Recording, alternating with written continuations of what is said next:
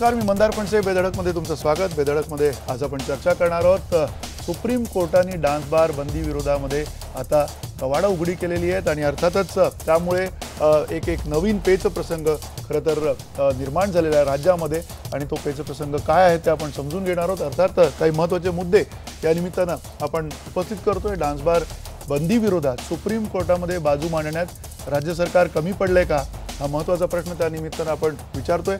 Dance bar आणि night life सारखी नवी संस्कृती महाराष्ट्राला खरंच गरजेची आहे का, हे सुद्धा त्या निमित्तानं आपण तपासतोय. आणि डान्स बार बंदी विरोधातली भूमिका यापुढे सुद्धा कायम ठेवण्यात राज्य सरकार यशस्वी होईल का, हा सुद्धा आपण एक महत्त्वाचा प्रश्न त्या निमित्तानं उपस्थित केलेला आहे. अर्थातच मान्यवर आहेत आपल्या या बेधडकमधल्या चर्चेमध्ये. आज चित्रलेखा पाटील आपल्यासोबत आहेत, शेकापच्या प्रवक्त्या. केशव उपाध्याय आपल्यासोबत आहेत, भाजपचे प्रवक्ते. मनजित सिंग अब्रोवाल आपल्यासोबत आहेत, जे डान्स बार कोऑर्डिनेशन कमिटी जी आहे आणि आहार ही जी Indian hotel and restaurant association आहे त्याचे प्रवक्ते आहेत. नवाब मलिक आपल्यासोबत आहेत, राष्ट्रवादी काँग्रेसचे प्रवक्ते. आणि ॲडव्होकेट असीम सरोदे, कायदे अभ्यासक आपल्यासोबत आहेत. या सगळ्या मान्यवरांचं स्वागत आहे या चर्चेमध्ये. आणि अर्थातच पहिला प्रश्न खरं तर विचारायचा आहे मनजित सिंग अब्रोवाल तुम्हाला. ज्या पद्धतीनं गेले काही काळ ही सगळी न्यायालयीन लढाई चालू होती, या लढाईमध्ये आज असं दिसतंय की तुमचा पक्ष जो आहे तो कुठेतरी त्या लढाईमध्ये समोर आलेला आहे. तुमची बाजू जी आहे ती कदाचित सुप्रीम कोर्टाने ऐकून घेतलेली आहे आणि त्या बाजूचा जो काय आता जी बाजू मांडली आहे, जे आदेश दिले गेलेले आहेत, अंतरिम आदेश जो आलेला आहे, त्याचा अर्थ तुम्ही कसा काढताय. आणि तुम्हाला आता असं वाटतंय की राज्यामध्ये डान्स बार बंदी जी होती ती आता उठलेली आहे आणि येणाऱ्या काळामध्ये डान्स बार आम्हाला बघायला मिळतील सगळीकडे, असं चित्र असेल?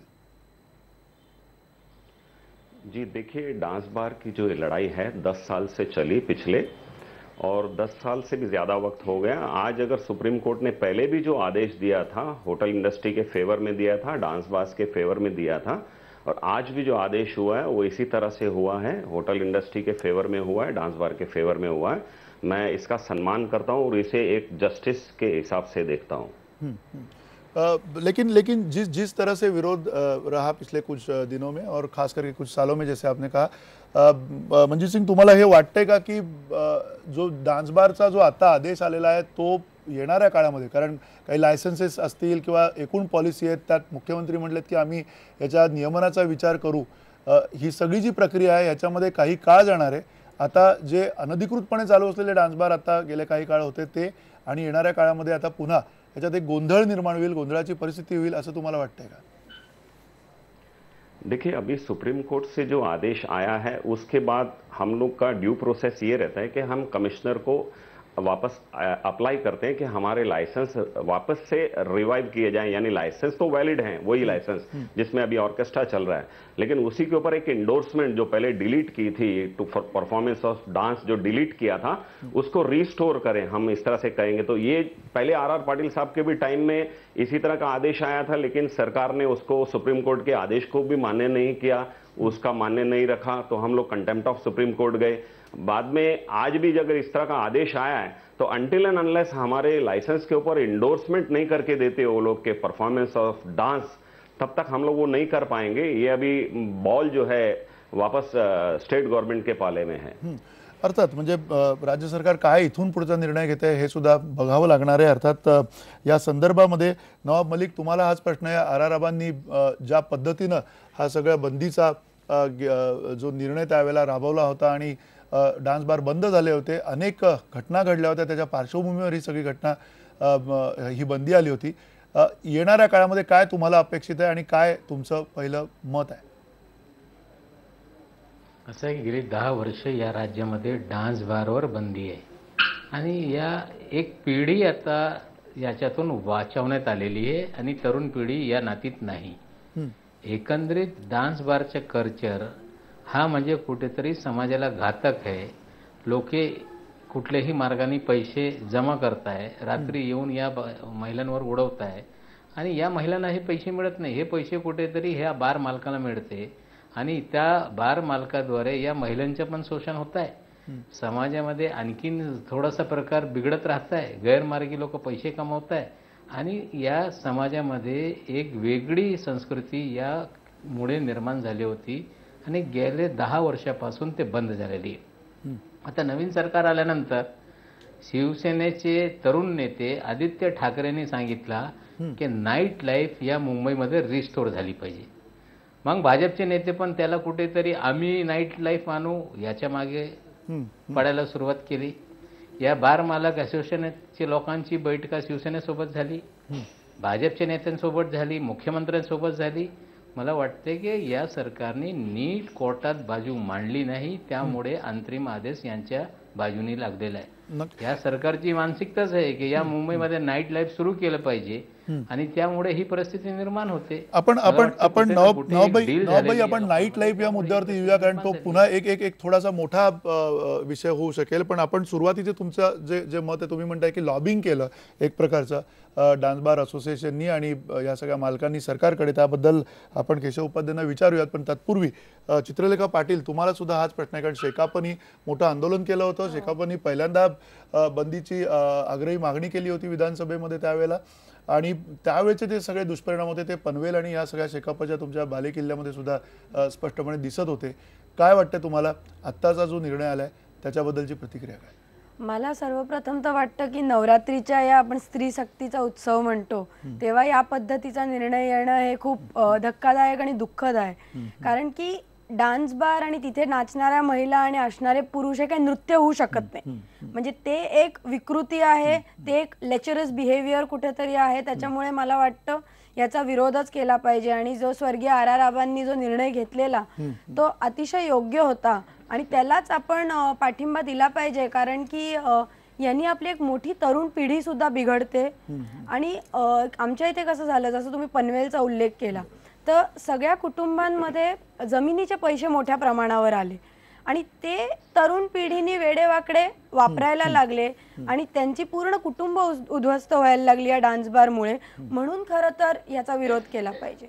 दुसरी गोष्ट मला एक सांगावीशी वाटेल या ठिकाणी की आम्ही एक आमच्या पेपरच्या माध्यमातून सर्वे केलेला, तर त्याच्यात डान्स बारच्या सर्वेमध्ये असं दिसलं की 70 ते 80% यातल्या महिला या महिला नसून अल्पवयीन मुली आहेत, या 16, 17 किंवा 15 वर्षाच्या आहेत.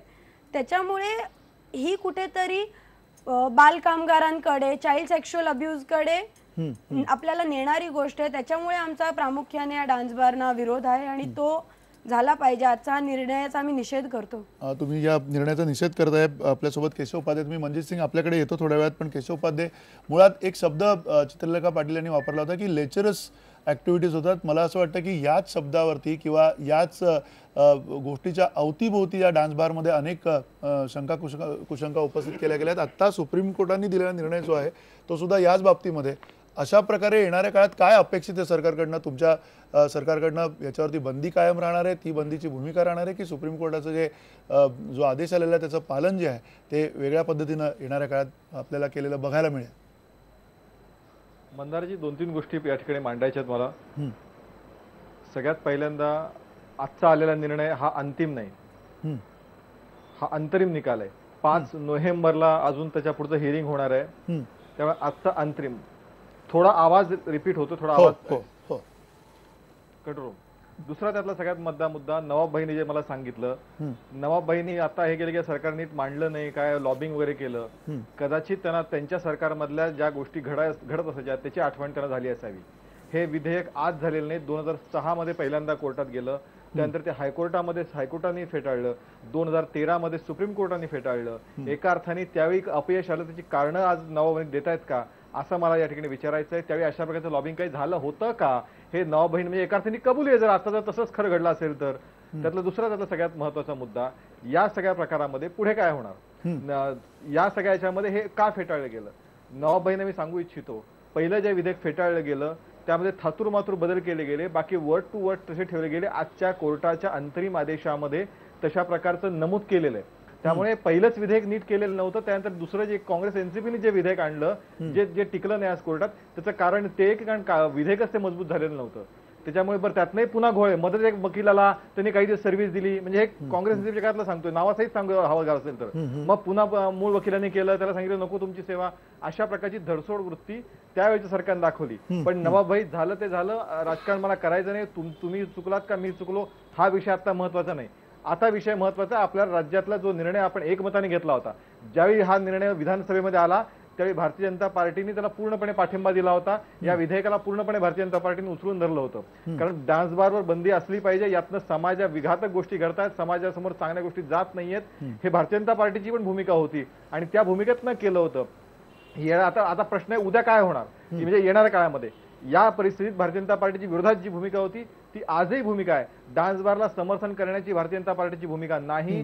पुढच्या काळामध्ये याबद्दलचं कायदेशीर बाबी तपासल्या जातील आणि पुन्हा एकदा कशा पद्धतीने डान्स बार बंद करता येतील यासाठी आपण चर्चा करू. नवाब भाई, आपण एक एक मुद्दा घेऊयात. केशव एक मिनिट नवाब भाईंना माझी विनंती आहे, आता या क्षणाला आपल्याला चर्चा करायची ती या पद्धतीचं, म्हणजे अनेक पुन्हा एकदा नव्या पद्धतीने काही सुरू होण्या अगोदर आपल्याला या गोष्टी बंद कशा करता येतील, या गोष्टी समाजात आपण त्याची मतं बघूयात. केशव, आपण बघूया, कारण मनजित सिंग अब्रोल आहेत, थोड्या वेळ आपल्याकडे आणखीन एक 10 मिनिटं मला असं वाटतं ते असतील आपल्यावर, त्यांची मतं सुद्धा आपण बघूया. पण त्या तत्पूर्वी ॲडव्होकेट असीम सरोदे आपल्या सोबत आहेत. असीम सरोदे एक कायदेतज्ञ म्हणून आजचा जो निकाल आलेला आहे, अंतरिम निकाल आहे असं जसं केशव उपाध्याय म्हटलेले आहेत, अंतिम नाही आहे हा निकाल, पण एकूण परिस्थिती पाहता याच्याकडे तुम्ही कसं बघता आणि कायदेशीर येणाऱ्या काळामध्ये काय आपल्याला प्रक्रिया बघायला मिळते? मला असं वाटतं की मुळात बंदीच्या स्वरूपात कोणताही कायदा आणणं आणि तो थोपवणं, लोकांवर थोपणं हे चुकीचं आहे. आणि दुसरी गोष्ट त्याच्यामध्ये जी आहे ती महत्त्वाची आपण लक्षात घेतली पाहिजे की घटनेतल्या सगळ्या तरतुदींनुसार हा निर्णय झालेला आहे. त्याच्यामुळे नवाब मलिक जे म्हणतात की कोणीतरी बाजू व्यवस्थित मांडली नाही असं म्हणणं म्हणजे कदाचित याच्यात चुकीचं होईल असं मला वाटतं. काही केसेसमध्ये तसं असू शकते, पण या केसमध्ये मुळातच मूलभूत चुका आहेत. आधीचा पण जो कायदा होता जो 2013 मध्ये त्यांनी राज्य सरकारला हाकलून लावलं कोर्टातून की तुम्ही हा चुकीचा कायदा केलेला आहे. त्याच्यामध्ये त्यांनी सांगितलं होतं की 3 स्टार आणि 5 स्टार हॉटेलमध्ये डान्स बार चालतील पण बाकीच्या ठिकाणी चालणार नाही. मग मुद्दा हा आला की तुम्ही डिस्क्रिमिनेशन एका विशिष्ट पैसेवाल्या लोकांसाठी सगळ्या सेवा उपलब्ध आणि बाकीच्यांसाठी नाही असं कसं करू शकता. आणि त्याच्यामुळे मग त्यांनी पळवाट काढली आणि महाराष्ट्र पोलीस ऍक्टमध्ये 33(1)(a) घातलं आणि त्याच्यानुसार मग त्यांनी परत तो कायदा आणला आणि सगळे शब्द तसे तसेच ठेवून काही नवीन तरतुदी आणल्या. आता मुळात ऑब्सिनिटी हा जो प्रकार आहे, आता पण कोर्टाने जे सांगितलेलं आहे की आपण अशी बंदी आणू शकत नाही आणि लायसन्सिंग अथॉरिटीनी मॉनिटर करावं. आता 2-3 गोष्टी महत्त्वाच्या लक्षात घेतल्या पाहिजे की नैतिकतेचे मुद्दे आहेत तसे कायद्याचे मुद्दे आहेत. कायद्याच्या मुद्द्यांनुसार मला असं वाटतं की प्रत्येकाला राईट टू ट्रेड आहे, आपला व्यवसाय करण्याचं स्वातंत्र्य आहे, अर्थातच बेकायदेशीर व्यवसाय करण्याचं स्वातंत्र्य नाही. डान्स परफॉर्मन्स जो आहे तो स्किल बेस्ड डान्स असतो, म्हणजे नृत्य कला शिकून मग नृत्य करावं लागते. त्यामुळे ऑब्सिनिटीची व्याख्या जर पाहिली आपण कायद्यातली तर त्याच्यात त्यांनी असं म्हटलेलं आहे की ते एखादं नृत्य किंवा कलाकृती पाहिल्यावर बघणाऱ्याच्या मनामध्ये जर वाईट प्रकारचे भाव निर्माण झाले आणि त्यांची शुद्धता डोक्यातली नष्ट झाली तर त्याला ऑब्सिनिटी समजावं. आता हे अत्यंत विचित्र आहे की आपण तिथे बघायला जाणाऱ्या माणसाला तो शुद्ध मनाने जातो असं समजायचं आणि त्याच्या मनात जर वाईट विचार आले तर तो परफॉर्मन्स करणारा जो आहे ते ऑब्सिनिटी करतात असं म्हणायचं. ही कायद्याची व्याख्या चुकीची आहे. दुसरं, अभिव्यक्ती स्वातंत्र्यानुसार पण अशा डान्सवर बंदी आणणं बरोबर नाही आणि प्रत्येकाला जीवन जगण्याचा हक्क आहे आणि पैसे कमवण्याचा हक्क आहे. पण नैतिकतेचे जे मुद्दे आहेत ते जरूर विचारात घेतले पाहिजे आणि काही कायद्याचे, जसं चाइल्ड सेक्शुअल अब्यूज, लहान मुलींचं अपहरण आणि जबरदस्तीने काम करायला लावणं, त्यानंतर त्यांचं तिथे शारीरिक एक्सप्लॉयटेशन होणं आणि महिलांना कमोडिटी म्हणूनच बघणं, याच्यावर आतापर्यंत मॉनिटरिंग का करण्यात आलं नाही. लायसन्स देणारे फक्त लायसन्स द्यायचे आणि त्याच्यानंतर काहीच करायचे नाही. मुद्दा फक्त मी सांगतो महत्वाचा, एक मुद्दा महत्वाचा सांगतो की लायसन्सिंग अथॉरिटीने मॉनिटर करावा हा जो इंटरिम आदेश दिलेला आहे त्याच्यामध्ये काही प्रॉब्लेम आहेत की आता लायसन्सिंग अथॉरिटी मॉनिटर करणार म्हणजे परत ते म्हणणार की तुम्ही ऑब्सिनिटी करताय, कारण ऑब्सिनिटी हे सब्जेक्टिव्ह आहे, व्यक्तिगत आहे आणि त्याच्यामध्ये पण भ्रष्टाचाराची शक्यता आहे की आम्हाला वाटते ऑब्सिनिटी आम्ही तुमचं लायसन्स कॅन्सल करू आणि त्याच्यामध्ये भ्रष्टाचाराचं कुरण एक नवीन तयार होईल का अशी भीती मला वाटते. या सगळ्या परिस्थितीचा विचार व्हायला हवा, तरच आपण एक चांगला कायदा आणि वळण समाजाला लावण्यासाठी प्रयत्न करू. नक्की. मनजित सिंग, तुम्हाला हा प्रश्न आहे की जर तुम्ही इतके वर्ष या सगळ्या डान्स बारसाठी प्रयत्न करताय आणि सगळ्यांना स्पष्ट माहिती आहे की तिथे काय घडतं किंवा तिथे काय होतं, आता दुबईसारख्या ठिकाणी डान्स बार गेलेले आहेत, बाहेर सगळीकडे डान्स बार गेलेले आहेत, तिथली जी काही एकूण सिस्टीम आहे किंवा तिथे जे काही नियम लावलेले आहेत ते आपल्या इकडे लावणं शक्य नाही अशी आत्ताची परिस्थिती आपल्याकडची आहे.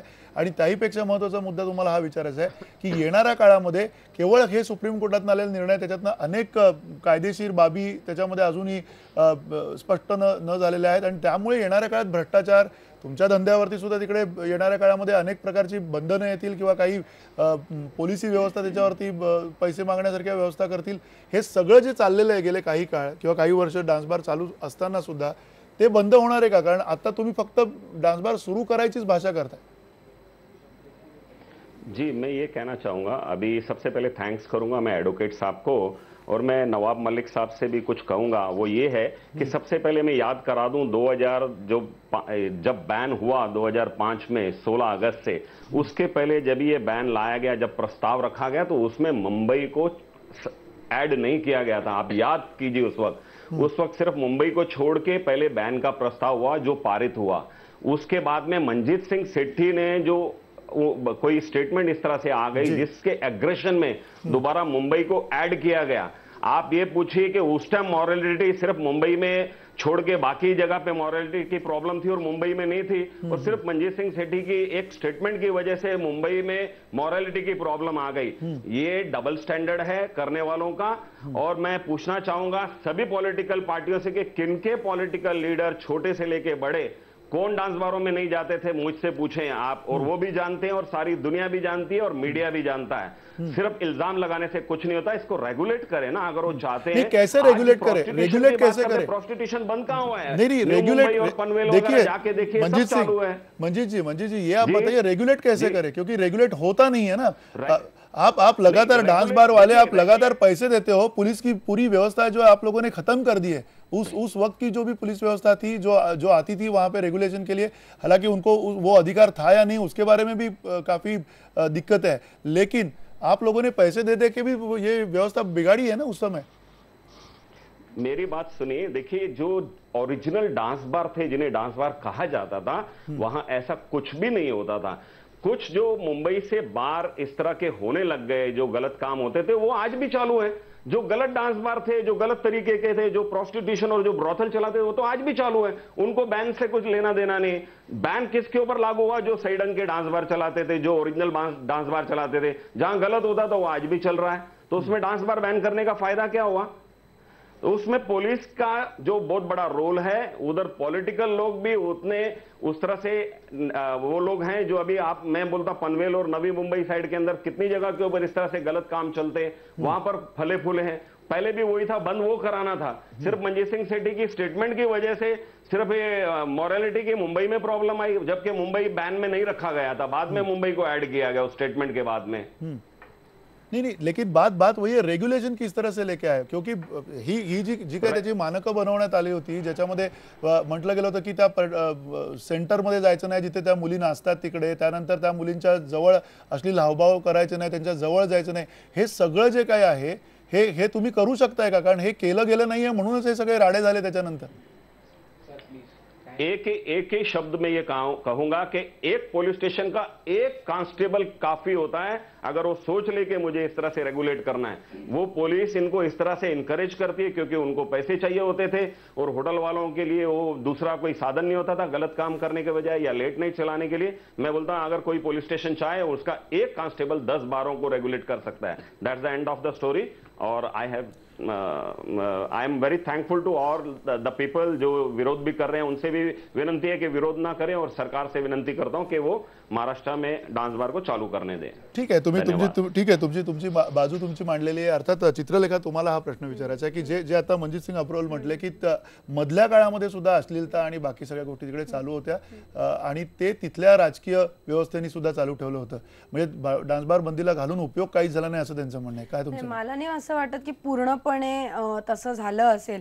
अर्थातच पोलीस व्यवस्था जर 100% पोलीस व्यवस्थेने काम केलं तर ही बंदी आपण 100%वर नेऊ शकतो. पण काही ठिकाणी पोलीस लूज पडते, हफ्ते घेते, त्याच्यामुळे हे अशा ऍक्टिव्हिटी परत चालू होतात. पण लायसन्स देणं म्हणजे तुम्ही अधिकृत सांगताय की तुम्ही आता करा, आणि ते म्हटले तसे होत नाही. ते काय कुठलं नृत्य किंवा आर्ट नाहीये की जे नाट्यगृहात जाऊन तुम्ही बघाल. त्याच्यात एक लेक्चरस बाजू आहे आणि there is a very thin line की कसं तुम्ही डिफरन्शिएट करणार. त्याच्यामुळे लायसन्स देणं म्हणजे अधिकृत तुम्ही हो म्हणणं आणि याला प्रोत्साहन देण्यासारखं आहे.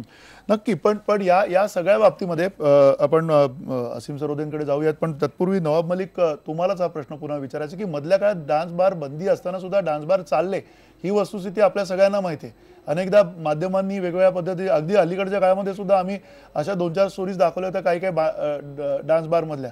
पण हे चालावं असा सुद्धा एक मोठा जो वर्ग आहे म्हणणारा किंवा याच्यामुळे फार काही वेगळे फायदे होतात गुन्हेगारी कमी होते वगैरे अशी जी काही एक आवई उठवली जाते, हे या सगळ्याच्या मध्ये तुम्हाला तथ्य वाटतंय का?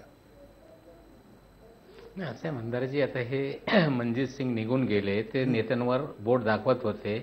ते स्वतः भाजपचे नेते आहे, ते भाजपमध्येच आहे. मी लोकांसमोर त्यांचे बाजू उघड करतो. आता असं आहे की या बार संस्कृती म्हणजे काय, डान्स बार संस्कृती म्हणजे काय, जे मुजरा संस्कृती होती 70च्या दशकाच्या शेवटच्या 2-3 वर्षामध्ये या मुंबईमध्ये सोनिया महल नावाचा पहिला डान्स बार सुरू झाला. म्हणजे मुंजिरा संस्कृती आणि पैसे उडवण्याचे धंदे. म्हणजे तो बाई जी नाचते त्याला पर डे पैसे द्यायचे आणि पैसे उडवले की सगळे त्या मालकाने घेऊन जायचा, ही पद्धत सुरू झाली. हळूहळू इतका विराट स्वरूप झाला याचा की संपूर्ण मुंबई, नंतर ठाणे, नंतर रायगड, नंतर पुणे, संपूर्ण महाराष्ट्रामध्ये हा पसारा पसरला. आणि हे पैसे करोडो रुपये दररोज लोक उडवत होते. आणि हे पैसेसाठी एकदा त्याने सवय लागली की मग कुठलेही गैरमार्गाने पैसे आणले पाहिजे, किंवा रायगड आणि ठाणेमध्ये जागेचे भाव वाढले, ते पैसे मिळाले, तिकडे जाऊन लुटवायचे. आणि यामुळे एक वेगळीच संस्कृती मुंबईभर निर्माण झाली. डान्स बारची चर्चा आहे. हा डान्स बार नाही, हा मुजरा संस्कृती आहे. लोक म्हणजे महिला नाचायची आणि लोक पैसे उडवायचे आणि ते पैसे बार मालकांनी लुटायचे. हा धंदा होता. त्याच्यातून बराचसा क्राईम वाढला. आपलं म्हणणं आहे की बाबा या बंदी आणल्यानंतर काही बार सुरू होते, हे खरं आहे. ते घेऊन बरेचसे अधिकारी त्यांचे बीटमध्ये हे धंदे करत होते. वेळोवेळी त्यांच्यावर छापे मारण्यात आले, कारवाई झाली, अधिकारी सस्पेंड झाले. आणि निश्चित रूपाने आता जे सुप्रीम कोर्टने आदेश दिलेला आहे की मॉनिटर करा, मॉनिटरच्या नावाखाली जे आसीन सरते सांगताय मोठा हप्ता पुन्हा सुरू होणार आहे. यांनी कोर्टासमोर मांडलं पाहिजे की ही मुजरा संस्कृती आहे, पैसे उडवताय लोक, आणि हे आम्ही अलाव करणार नाही. जेव्हा ही भूमिका मांडली तर मला वाटतं कोर्टामध्ये हा बाजू आपली टिकू शकते. आणि या 5 स्टारमध्ये जे डिस्को असेल किंवा वेडिंग सेरेमनीमध्ये एखादा डान्स कार्यक्रम असेल तो, आणि मुजरा संस्कृती हे बारमधली ही वेगळी आहे, हे कुठेतरी कोर्टासमोर डिफरन्शिएट केलं नंतर मला वाटते की सरकारची नक्की बाजू होऊ शकते. आणि त्या पद्धतीने गेले तर आपल्याला आपल्या बाजूने निकाल मिळू शकतो. नक्की. पण त्या अर्थाने तशी बाजू कमोडिफिकेशनच होतं ना एका अर्थाने. नक्की होतं. पण त्या अर्थाने सरकार तशी बाजू मांडते का तेवढी, ही सुद्धा आपण बघूया. मी केशव उपाध्ये तुमच्याकडे येतो. एक छोटासा ब्रेक घेऊया. ब्रेकनंतर आपण ही चर्चा सुरू ठेवणार आहोत. अर्थात जो मनजित सिंग अब्रोल यांनी एक मुद्दा उपस्थित केला की एक पोलीस कॉन्स्टेबल तिकडे पुरेसा आहे ही सगळी शिस्त आणण्यासाठी, मुळात पोलिसांचं हे काम आहे का, हा सुद्धा एक महत्त्वाचा प्रश्न आहे. एका छोट्याशा ब्रेकनंतर.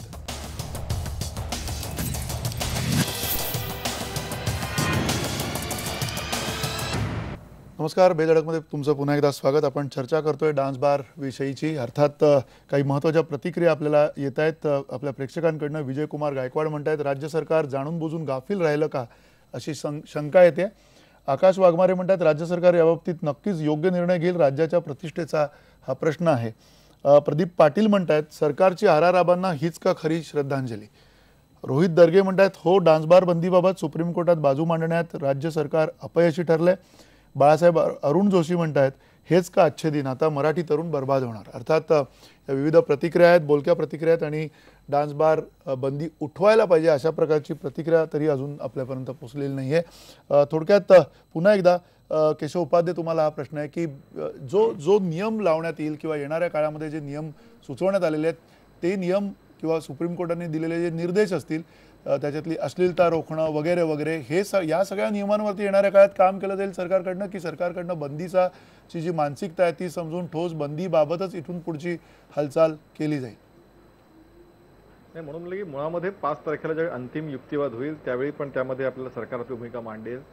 दुसरं त्याच्यामध्ये असं आहे की मगाशी मी जे मुद्दे मांडले ते त्याला असीम सरोदेने त्याला एकदा हे केलं की सरकारने पहिल्यांदा जो आणला होता तो चुकीच्या पद्धतीने आणला होता, त्यामध्ये किरकोळ फेरबदल केले, जसे तसे ते कोर्टाच्या निकालात आजचं सुद्धा आलंय की पहिलेच वर्डिंग काही तुम्ही चेंज न करता जसे तसं तुम्ही दिलेलं आहे.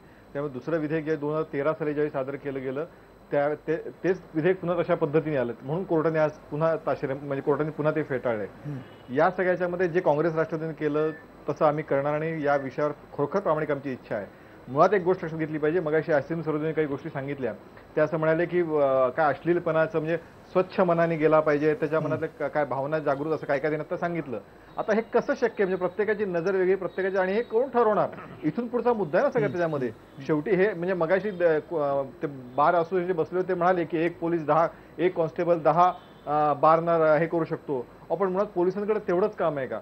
आणि जर अशा पद्धतीने जर आपल्याला काही गोष्टी टाळायच्या असतील, अशा डान्सबारची गरज आहे का ज्यातनं हजारो संसार उद्ध्वस्त झालेत.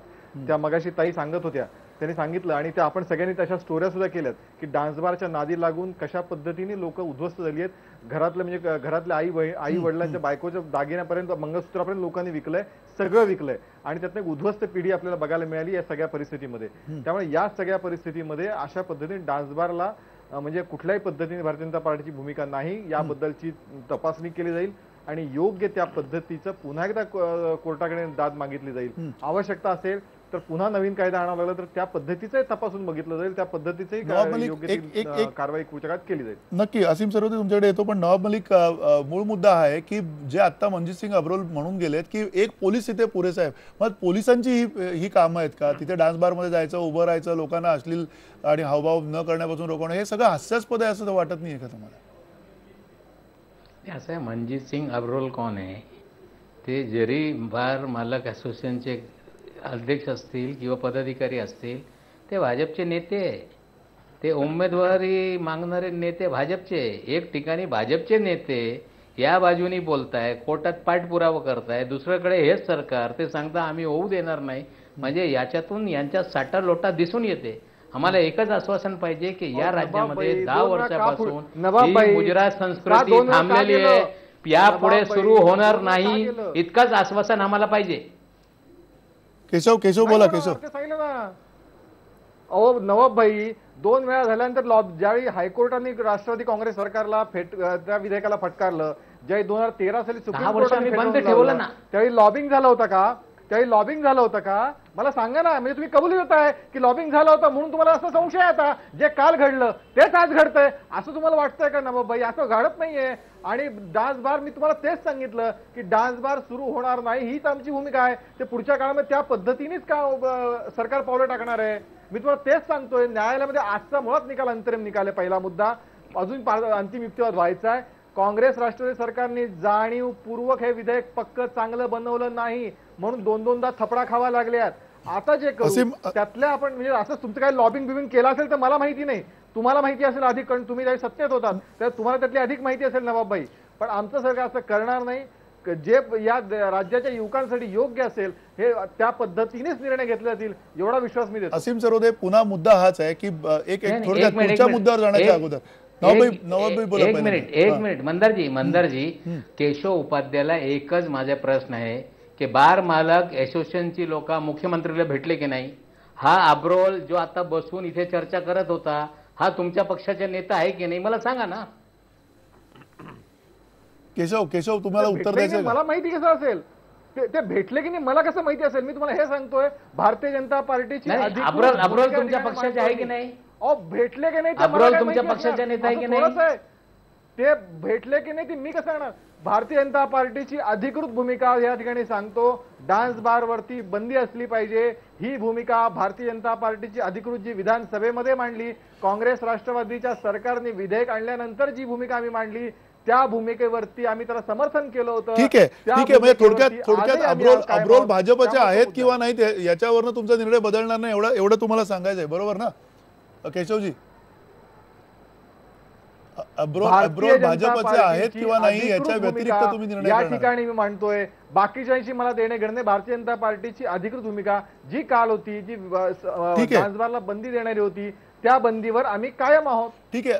असीम सरोदे, मुद्दा हा आहे की ही जी रेग्युलेशनची सातत्याने चर्चा केली जाते. भाई एक मिनिट, मी असीम सरोदेंना एक आधी प्रश्न विचारतो. जी रेग्युलेशन आणण्याची, बंधनं आणण्याची जी काही भाषा केली जाते, तेव्हा 10 वर्षापूर्वी सुद्धा हीच भाषा केली जात होती, आता सुद्धा तीच केली जाते. मुळात हे जे काही तिथलं वर्तन जे आहे किंवा अश्लील वर्तन आणि हे सगळे त्याच्यातले जे नियमावली आहे ती ठरवायची कोणी, त्या नियमावलीकडे बघायचं कोणी, आणि रोज रात्री जाऊन तिकडे त्याच्यावरती निरीक्षणं कोणी ठेवायची, हे सगळं जे आहे ते केवळ या कायद्याच्या कचाटेमध्ये येणाऱ्या काळामध्ये पुन्हा त्याच्यातच अडकून पडेल असं वाटत नाही का तुम्हाला?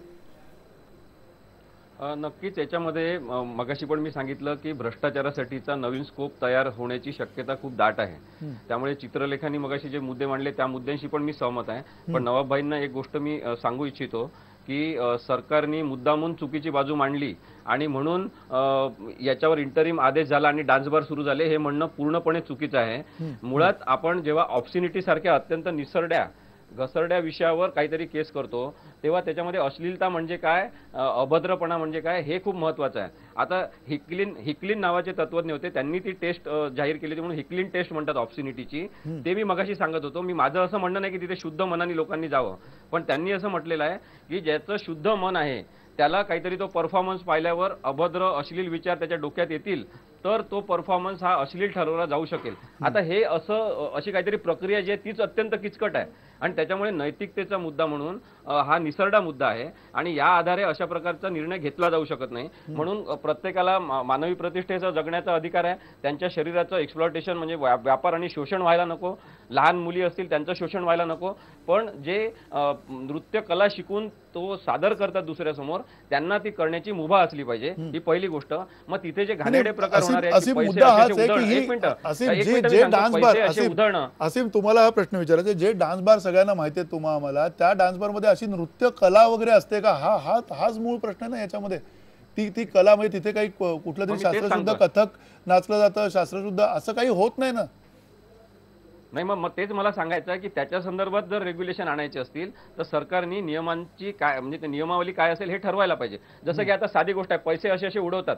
मग ते पैसे उडवणं चुकीचंच आहे नक्कीच. ती पूर्ण कृतीच बेकायदेशीर आणि चुकीची आहे. मग असं करता येऊ शकेल का की त्या मुलींच्या परफॉर्मन्सच्या नंतर त्यांना दाद म्हणून त्यांच्या बिलामध्येच पैसे जमा करून त्यांना काहीतरी आर्थिक मदत होऊ शकेल का? या संदर्भात विचार झाला पाहिजे. आणि डान्स बारवर सरसकट बंदी आणण्यापेक्षा आपण काही नियमावलींच्या आधारे त्यांना परवानगी देऊ शकतो का, हा संतुलित विचार होणं हे आवश्यक आहे असं मला वाटते. कारण परत हे टिकाऊ होणार नाही हे मी आपल्याला सांगतो. कारण प्रत्येकाला अधिकार आहे जीवन जगण्याचा आणि प्रत्येकाला व्यवसायाचं स्वातंत्र्य आहे, अभिव्यक्ती स्वातंत्र्य आहे. या तिन्ही गोष्टींची दखल घेतल्याशिवाय कोणत्याही प्रकारचा निर्णय कोर्ट पण देणार नाही. ठीक आहे चित्रलेखा, तुम्हाला हे संतुलन असं येईल असं वाटतं? संतुलन मला नाही वाटत येईल. आणि इन द लार्जर पिक्चर महाराष्ट्राच्या हिताचं जर तुम्ही बघितलं तर युवकांसाठी आणि अल्पवयीन मुलींच्या दृष्टिकोनातनं मला वाटतं हे लायसन्सेस दिले नाही पाहिजे आणि सरकारने याला मान्यता दिली नाही पाहिजे. केशव, येणाऱ्या या 180 दिवसात जी काय ती लायसन्सची प्रक्रिया आहे, तुम्ही पुढे 5 तारखेपर्यंत जेव्हा तुमची बाजू मांडणार तोपर्यंत ही प्रक्रिया पुन्हा सुरू होणार आणि काही गोंधळ सुरू होतील ना? मला असं मुळात हे लगेचच उद्या डान्स बार सुरू होतील या भ्रमातनं आपण सगळ्यांनी बाहेर यायला पाहिजे. कारण शेवटी सरकार त्याच सरकारकडे ते अधिकार दिलेले आहेत, म्हणजे पोलिसांकडे ते अधिकार दिलेले आहेत आजच्या निकालात सुद्धा. पण मुळामध्ये म्हणजे असीमजीनीच खरं तर मार्गदर्शन करण्याची गरज आहे. कारण शेवटी डिग्निटी प्रत्येकाच्या नजरेतनं पुन्हा वेगळी आहे. आज कोर्टाने सांगितलं की महिलांची डिग्निटी राहिली पाहिजे नृत्य करणाऱ्या. आता ती कशी राहणार? मला आपल्याकडे क्लिप असतील ते क्लिप दाखवा, त्यातनं कुठली डिग्निटी आपण पाळायची, त्या डिग्निटी निकष काय, हे सगळं इतकं निसरड म्हणजे असीमजी जो शब्द वापरला तो अतिशय योग्य आहे आणि हे टिकाऊ नसणारं नाहीये. आणि मुळातच या राज्याला ते आवश्यक आहे का याचा विचार केला पाहिजे. मी नवाबाईंना पुन्हा विनंती करतो, आपण राजकारणात जायला नको. या ठिकाणी जर राज्याच्या हिताचं जे नसेल, जसं आम्ही तुम्हाला पाठिंबा दिला होता ज्यावेळी तुम्ही विधेयक आणलं होतं, भलेही ते मोडकं तोडकं असेल पण ते आम्ही उभे राहिलो होतो. आज आपली ही गरज आहे की अशा पद्धतीने पुन्हा एकदा, म्हणजे 10 वर्ष झालेत, यातनं एक जनरेशन बाहेर पडलंय. आता लोकांच्या म्हणजे काही लोकांना डान्सवर कदाचित माहिती पण नसतील, अशा परिस्थितीत आहोत. अशा मुलांना पुन्हा आपण वेगळ्या वाटेला घेऊन जाणार आहोत का? पुन्हा म्हणजे याच प्रकारचे रोजगार फक्त अस्तित्वात आहेत का महिलांसाठी? दुसरे रोजगार नाही देऊ शकत का आपण? या मुद्द्यांचा विचार आपण या ठिकाणी करायला हवा. आणि त्यामुळे डान्सबारला समर्थनाचा प्रश्नच येत नाही किंवा उद्यापासून ते सुरू होतील या भ्रमाचं आपण राहण्याची कोणी आवश्यकता नाही. नक्की. नवाबाई, तुम्हाला मगाचा एक आपण राजकीय मुद्दा आपण सोडूया. तुम्ही स्वतः मंत्री असताना तुम्ही नाईट लाईफ हा शब्द कदाचित आता अलीकडे आला असेल आदित्य ठाकरे यांच्या त्या प्रयत्नानंतर, पण त्यापूर्वी तुम्ही म्हटलं होतं की मुंबई ही 24 तास चालू राहायला पाहिजे.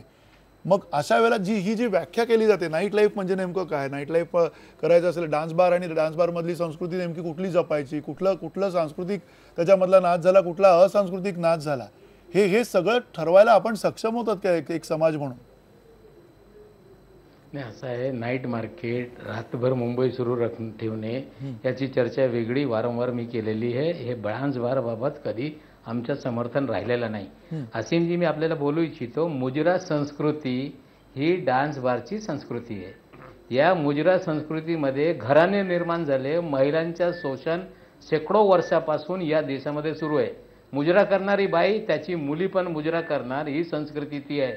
आणि या मुजराच्या नाती लागून बरेचसे राजव्यवस्था उद्ध्वस्त झाली, लोक उद्ध्वस्त झाले. आणि ती सिस्टम या मुंबई महाराष्ट्रामध्ये मुजरा संस्कृती डान्स बारच्या नावाची सुरू झालेली आहे. कुटुंब उद्ध्वस्त होत आहे, महिलांच्या शोषण होत आहे. आणि या पद्धतीने जर आपण बाजू मांडली तर मला वाटते कोर्ट कधी याला मान्यता देणार नाही. आम्हाला केशवजी राजकीय तुम्हाला आमचा पाठिंबा राहील. तुम्ही या राज्यामध्ये ही संस्कृती पुन्हा जिवंत होऊ देणार नाही. जर ही भूमिका तुम्ही घेतली आम्ही तुम्हाला मदत करू. नक्की. पण केशव उपाध्ये तुम्हाला हा प्रश्न आहे की अनेक जण जे आताही बऱ्याचदा दबक्या आवाजामध्ये डान्स बार चालू झाले पाहिजेत अशी ज्या वेळेला चर्चा करत असतात आणि ती खूप मोठ्याने ती चर्चा होते ज्यावेळेला आपण त्यांच्या समोर असतो, त्यांचं म्हणणं असतं एकीकडे 1,500 कोटी रुपयाचा रेव्हेन्यू सरकारला मिळतो, तो बुडतो या सगळ्या प्रकारामुळे. त्यांचं दुसरं म्हणणं असतं की ब्लॅक मनी त्यातनं बाहेर येतो, अनेक अधिकारी ब्लॅक मनीवाले जे त्याच्यामध्ये बसतात आणि पैसे उडवतात ते सगळं बाहेर येतं, हजारोंचा रोजगार तयार होतो. हे जे सगळं बोललं जातं याच्या पलीकडे जाऊन काहीतरी आपण विचार करणार आहोत का? मी येतो असीम तुमच्याकडे येतो. केशव, समाजातल्या पिढ्या जर उद्ध्वस्त होत असतील, घरं उद्ध्वस्त होत असतील, तर अशा पद्धतीने आलेला निधी सरकारला सुद्धा मला वाटत नाही सरकार स्वतः बाजूने सरकार स्वतः मनस्थित नसेल की अशा पद्धतीने येणारा निधी. शेवटी समाज आहे, समाजामध्ये वेगवेगळे घटक आपली म्हणणं मांडत असतात. त्यामुळे तुम्ही म्हणता असं काही जण म्हणत असतील की काय सुरू झाले पाहिजेत, काय अमुक होतं. पण समाजातला एक मोठा व्यापक वर्ग, आपण महाराष्ट्रातला की अगदी या 2-4 शहरात ज्या शहरांमध्ये मोठ्या प्रमाणात प्रश्न आहे, मुंबई ठाणे आणि आजूबाजूचे जे काही छोटी शहरं आहेत, या शहरांमधला पनवेलसारखी या शहरांमधला सर्वे जरी आपण केला तरी सुद्धा नागरिक सांगतील की आम्हाला डान्स बार नको, समाज स्वास्थ्य यातनं बिघडत आहे, कुटुंब उद्ध्वस्त होत आहेत. आणि मला वाटतं तो आवाज आपण ऐकला पाहिजे. शेवटी विवेकाचा आवाज आपण ऐकला पाहिजे.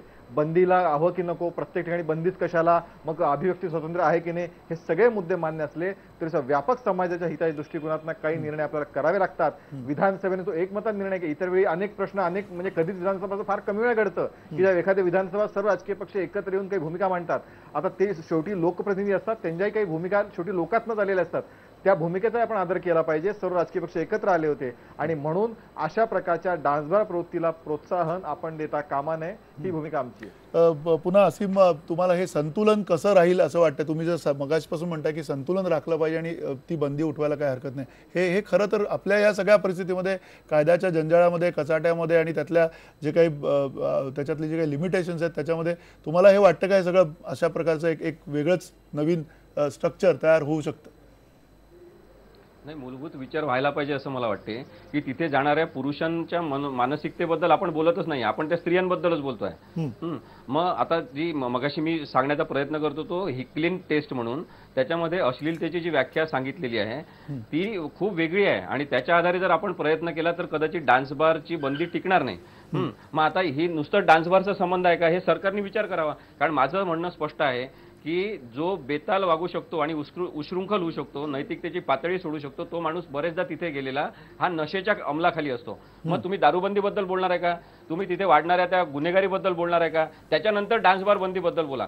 केवळ असं आयसोलेशनमध्ये डान्स बार बंदी असं तुम्ही जे करताय तर एकीकडे त्या सेक्सच्या दृष्टीने आपणच पाहतो आणि लोकांना त्या आपल्या ज्या कामुक भावना आहे त्या व्यक्त करण्याची जागाच नसणं, त्याच्याबद्दल त्यांनी न बोलणं हेच नैतिकता आहे असं जर आपल्याला वाटत असेल तर त्याचे रिपरकेशन्स हे वेगळ्या पद्धतीने परत होऊ शकतात. म्हणून मला असं वाटतं की खूपच वेगळ्या पद्धतीने याचा विचार केला पाहिजे आणि कोर्ट आता तोच विचार करते आहे. मी आता एक अत्यंत महत्वाची आपल्याला गोष्ट सांगतो की आपल्या IBN लोकमतवरच तेव्हा चर्चा होती याच प्रकारे डान्स बंदीबद्दल आणि मध्यंतर असताना मला RR आबांचा फोन आला आणि त्यांनी सांगितलं तुम्ही मांडताय ते बरोबर आहे पण आमची पण थोडी बाजू मांडा. आता काय बाजू मांडणार आहे अशा वेळेस? कारण की असं होऊ शकत नाही की आपण नैतिकतेच्या आधारे केलेला कायदा असं टिकू शकत नाही, हे आपण लक्षात घेतलं पाहिजे. म्हणून आपल्या स्त्रियांच्या वस्तुकरणाला म्हणजे कमोडिफिकेशनला, त्यांच्या शरीराचं होणारं शोषण, लहान मुलींचे होणारे हाल, या सगळ्या गोष्टींना विरोध असला पाहिजे. त्याच्यासाठी पुरुष तिथे जे जाणारे आहेत त्यांच्या मानसिकतेबद्दलचा विचार जास्त झाला पाहिजे. परफॉर्म करणाऱ्यांना आपण त्यासाठी गुन्हेगार ठरवणं हे चुकीचं आणि एकतर्फी होऊ शकते. त्या दृष्टीने संतुलित होण्यासाठी मी तुम्हाला सांगितलं मगाशी की जसं पैसे फेकणं हा घाणेरडा प्रकार आहे, मग हा थांबवायचा असेल तर त्या मुलींच्या ज्या मुलीबद्दलचा डान्स त्यांना आवडतो तिच्या बिलामध्येच ते पैसे इन्क्लूड करून ते काउंटरवर देता येतील का? त्या मुलीला आर्थिक मदत यातून मिळेल का? आणि नृत्याचा जो प्रकार आहे तो त्याच अर्थाने आस्वाद म्हणून घेतला जाईल का? या गोष्टी ज्या आहेत त्या व्यापक नैतिकतेचा भाग आहे. ही नैतिकता त्या बाजूनी आणि या बाजूनी दोन्हीकडून पाळली गेली पाहिजे. मग सरकारला नैतिकतेचा बळगा दाखवण्याची गरज नाही असं मला वाटतं. नाही, नक्की तुम्ही म्हणता की दोन्ही बाजूनी नैतिकता पाळली गेली पाहिजे, पण पुन्हा चित्रलेखात तुम्हाला हे वाटतंय का, शक्य आहे असं वाटतं का की ते म्हटले की पुरुषांच्या बाजूनी सुद्धा त्यातला विचार व्हायला हवा, नाही. जर नाही पाळली गेली तर त्याला कोणी शिक्षा करायची, काय करायची, ही जी सगळी बंधनं आहेत, म्हणजे एका डान्सच्या अवतीभोवती जे सगळं निर्माण झालेलं आहे, त्याच्यामध्ये ब्लॅक मनी असेल, मला असं त्याच्यामध्ये सगळी वाटतं- व्यवस्था संपलेली असेल. मला असं वाटतं आजच्या आपल्या दारूबंदी समाज करणार आहे व्यवस्थेत का ते ते? सरकार शक्य दारूबंदी नाहीये. करणार आहे का पूर्ण आणि राज्यात? खऱ्या अर्थाने जर रोजगाराचा प्रश्न तुम्ही या ठिकाणी निर्माण केला तर सरकारने त्याची जबाबदारी घ्यायला पाहिजे की ज्या महिलांचा रोजगार ज्या महिलांना मिळणार नाही डान्स बार बंद झाल्यावर, त्यांना प्रकल्पग्रस्त म्हणून ट्रीट करून त्यांना वेगळ्या कुठल्या उद्योगधंद्यांना प्रोत्साहन दिला पाहिजे, त्यांचे बचत गट बनवले पाहिजे. पण निश्चितपणे डान्स बार हे त्याचं सोल्युशन होत नाही, कारण की डान्स बार हे महिलांच्या कमोडिफिकेशन कडे आपल्याला नेतं. आणि एकीकडे आपण इक्वालिटी बद्दल बोलतो की स्त्री पुरुष इक्वल आहेत, आपल्या समाजात आपण इक्वालिटी कडे जाण्याचा प्रयत्न करतो, हे आपल्याला कुठेतरी रिव्हर्स नेत आहे असं मला वाटतं. ठीक आहे, पण असीम पुन्हा हा खरंच तुम्ही जसं म्हणता तसं निसरडा विषय आहे आणि दोन्ही बाजूनी आणि त्याच्यात समतल पद्धतीने जर विचार करायचा झाला तर खरंच कठीण आहे. आणि ती कठीण असल्यामुळेच हा सगळा इतका मोठा पेज निर्माण झालाय. तुम्हाला याच्यात काही सोल्युशन अजून येणाऱ्या काळामध्ये दिसतंय का? कारण नाईट लाईफ वगैरे आपण म्हणतो, आपण डान्स बार कदाचित एक विषय बाजूला ठेवला, डान्समध्ये झालेले जे सगळे अश्लील प्रकार, त्याच्यामधनं त्याला जो सगळा जो काही वाईट प्रकार आहे तो बाजूला ठेवला, नुसतं नाईट लाईफ म्हटलं तरी सुद्धा आज आपला समाज तयार नाही आहे या मानसिकतेला. नाही, मला असं वाटतं की आदित्य ठाकरेंनी जो विषय मांडलेला आहे नाईट लाईफचा, तो अत्यंत चुकीचा आहे. म्हणजे राईट टू लाईफ बद्दल, लोकांच्या जीवन जगण्याच्या प्रश्नांबद्दल राजकीय लोक काहीच करणार नाही आणि नाईट लाईफ बद्दल बोलतील. मग कोणाच्या मूडवर नाईट लाईफ बद्दल आपण बोलताय? मग रस्त्यावर सगळे कार्यक्रम, धिंगाणा आणि रात्रभर दुकानं उघडे कोणासाठी ठेवायचे? म्हणजे सगळ्या श्रीमंत लोकांना सोयी सुविधा उपलब्ध करून देणारं सरकार आहे का? या संदर्भात माझा पूर्ण विरोध आहे नाईट लाईफला. तशा प्रकारे नाईट लाईफ आणणं चुकीचं आहे, कारण अनेक लोकांना दिवसभर काम करून रात्री शांत झोप पाहिजे असते. त्यांच्या झोपमोडीचे अनेक प्रकार महाराष्ट्रात घडत आहेत. पण डान्स बार मध्ये हेच होत होतं ना. डान्स बार मध्ये तुम्ही जर नाईट लाईफ जे म्हणताय, तुम्ही ज्या अपेक्षित नाईट लाईफ जे म्हणताय ज्याच्यामुळे हे सगळं होईल, डान्स बार मध्ये तेच झालं ना एका थोड्या फरकाने. नाही, डान्स बार हे पूर्ण वेगळं आहे असं माझं म्हणणं आहे. ते वेगळं ठेवायला पाहिजे. मी मुद्दा जो मांडत होतो की त्या स्त्रियांवर होणारं शोषण आपण जेव्हा विचार करतो तेव्हा पुरुषांची, तिथे जाणाऱ्या पुरुषांची मानसिकता आणि त्याच्यावर नियमन करणं, याच्या संदर्भात काही रूल्स गव्हर्नमेंटनी करावे असं माझं म्हणणं आहे. आणि त्या अनुषंगाने मग नृत्य हा प्रकार आपण शुद्ध करू शकतो का? आणि त्या शुद्धतेने आपण नृत्य होईल असं विचार करू शकतो का? मग त्या स्त्रियांनाच दोषी धरणं, डान्स बारवाल्यांनाच दोषी धरणं, त्याच्यापेक्षा तशा प्रकारची वाईट डिमांड आपल्या सोसायटीकडून काय येते याच्यावरचा मूलभूत विचार व्हावा असं माझं म्हणणं आहे. माझं कोणत्याही प्रकारच्या शोषणाला कधीच संमती नाही आणि महिलांच्या बाबतीत तर त्यांचं वस्तुकरण व्हायला नको असाच माझा विचार आहे. पण कायदा आपण काहीतरी नैतिकतेच्या आधारे करायचा आणि मग लोकांच्या भावना हे करायचं. दारूबंदी करणार आहे का सरकार? हे विचारा तुम्ही उपाध्यांना. केशव उपाध्ये बोला. मुळात 2-3 गोष्टी आहेत. चंद्रपूर सगळ्या ठिकाणी या सरकारने ज्यावेळी सगळ्याकडनं मागणी आली, चंद्रपूर सगळ्या ठिकाणी सुधीर मुनगंटीवारांनी आश्वासन दिलं होतं आणि त्यांनी त्या ठिकाणची दारूबंदी करून दाखवली त्या जिल्ह्यातली. त्यामुळे दारूबंदी करणार की नाही हा मुद्दा म्हणजे सगळीकडे करणार का अशा पद्धतीने प्रश्न विचारून नाही चालणार. मुळात पुरुषांची मानसिकता तपासायची. म्हणजे जर समजा तिथे जाणार आहे, ते गृहीत धरणार, तिकडे समोर विहीर आहे, तिकडे जाणार आहे, लोक पडणार तर माहिती आहे, त्यांना पडू दे असं म्हणायचं का ती विहीर म्हणजे तिथं एकत्रित करायचं का, चला पडा या विहिरीत असं म्हणायचं का? म्हणजे पुरुषांची मानसिकता तपासायची, कशी तपासायची मला सांगा ना. आणि पुन्हा त्या ठिकाणी सगळे म्हणजे यंत्रणा तिकडे लावायची, म्हणजे हे काम आहे का पोलिसांचं?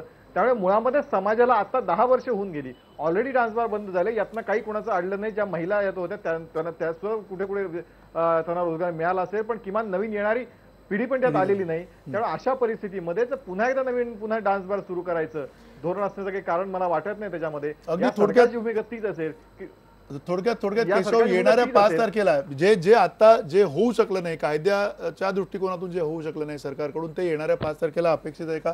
तशा प्रकारची ठोस बाजू राज्याकडनं सरकार तिथपर्यंत जाईल का? सरकारकडून 5 तारखेला योग्य बाजू मांडली जाईल. त्याच्यानंतरही आपल्या हातात जर त्याच्या उपरही सुप्रीम कोर्टाने काही केलं तर त्याच्या उपरी आपल्या हातात ऑप्शन राहतात. त्याच्या पुढे जाऊन जर आवश्यकता असेल तर नव्याने कायदा चांगला बनत असेल तर तेही करण्याचा सरकार प्रयत्न करेल. पण सरकार म्हणजे या सरकारचं मत म्हणजे जे पूर्वी होतं भारतीय जनता पार्टीचं ते आजही आहे, डान्स बारला बंदी असली पाहिजे याच मताचे आम्ही आहोत. त्या मताचाच पाठपुरावा केला जाईल. नक्की यार, त्या मताचा पाठपुरावा केला जाईल असं तुम्ही ठामपणे म्हणतायत. आज अशा प्रकारचा जो अंतरिम आदेश आलेला आहे सुप्रीम कोर्टाचा, त्या आदेशामुळे ही खळबळ उडाली होती. अर्थात 10 वर्षापूर्वी हा निर्णय ज्यावेळेला घेतला गेला होता RR पाटील यांच्याकडून, त्यावेळेला सुद्धा तो विचारपूर्वक पणे घेण्यात आला होता आणि त्याचे जे काही परिणाम होते, दुष्परिणाम होते, तेही आपण सगळ्यांनी बघितलेले आहेत. पुन्हा त्याच मार्गाने जायचंय का आणि त्यातूनही कायद्यामधल्या सगळ्या पळवाटा तशाच ठेवून त्याच मार्गाने जायचं असेल तर त्याचा काही उपयोग होणार नाही आहे राज्याला. हे राज्य अधिक चांगल्या पद्धतीनं या सगळ्या निर्णयांकडे बघू शकतं आणि अजूनही डान्स बार अशा घाईघाईमध्ये सुरू होण्याची या राज्याला काहीच गरज नाही, एवढं मात्र नक्कीच आहे. धन्यवाद, नमस्कार.